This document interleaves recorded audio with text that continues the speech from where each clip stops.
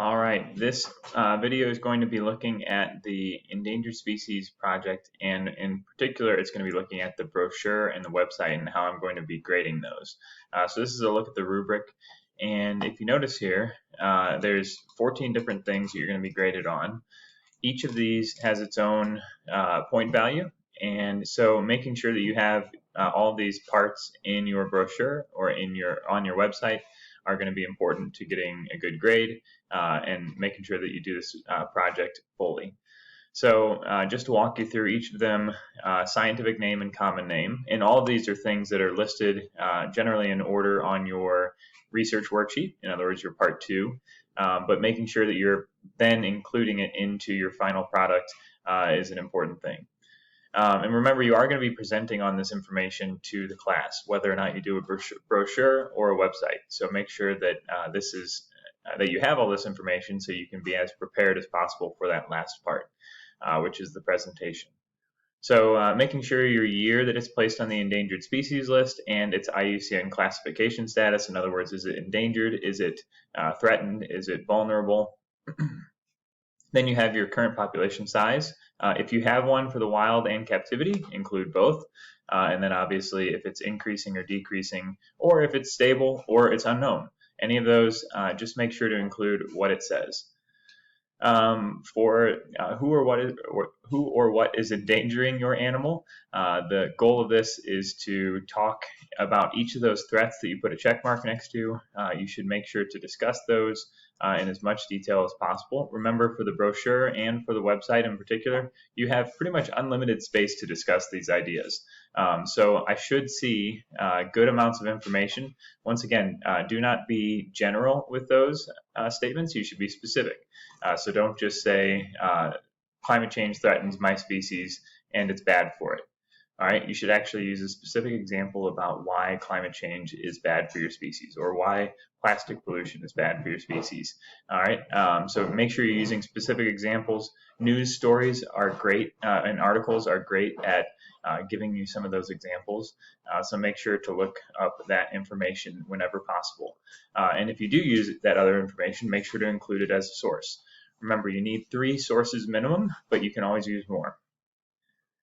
You also have what's being done to save your species. So once again, this is a great place, or a lot of times you'll find this information in one of the conservation organizations, and the one that you actually find your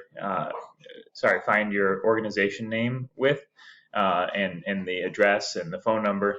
That's a great place to find what someone's doing about saving your species.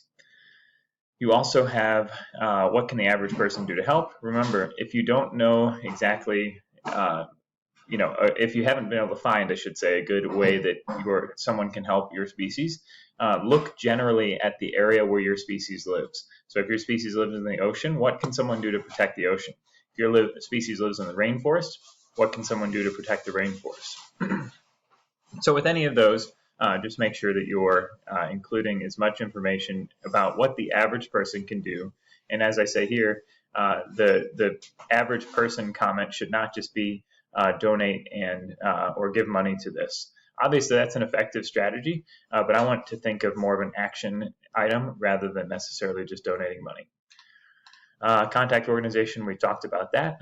Photos, this is really important. So as you guys are doing your project, you should be finding 4 photos minimum to include in your project. The website, it's going to be easier to add more than that, but with the brochure, you need 4 photos minimum. One of the animal, all right, so what does it look like? One of the habitat, so you can give an example, like if it does live in the rainforest, show a picture of what that rainforest might look like. Food source, what types of things is it eating? And then finally, geographic location or map. In this particular case, you're trying to find, give an example of what that species range looks like. So is it spread out all throughout the continent of Africa, or is it only found in one country? Or is it maybe only found in one river system? Okay, so be specific about where that's found, and there's a lot of these pictures on the internet. Or on the library website. For the life history, you need to include each of these, and there's the point values for each of these parts of its life history. The original statement, in other words, why should your species be saved, is worth 5 points. making sure you have all of your work cited.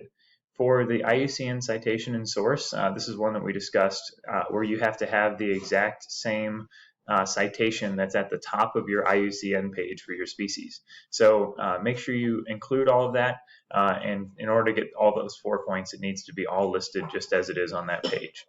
The other two sources that are required are ones that you can get anywhere. Remember, they could be from the library website, they could be from internet sources, but you do need to list out those two sources in their entirety as much as you can find. There's not always all parts of the sources available, but you need to make sure to list those out.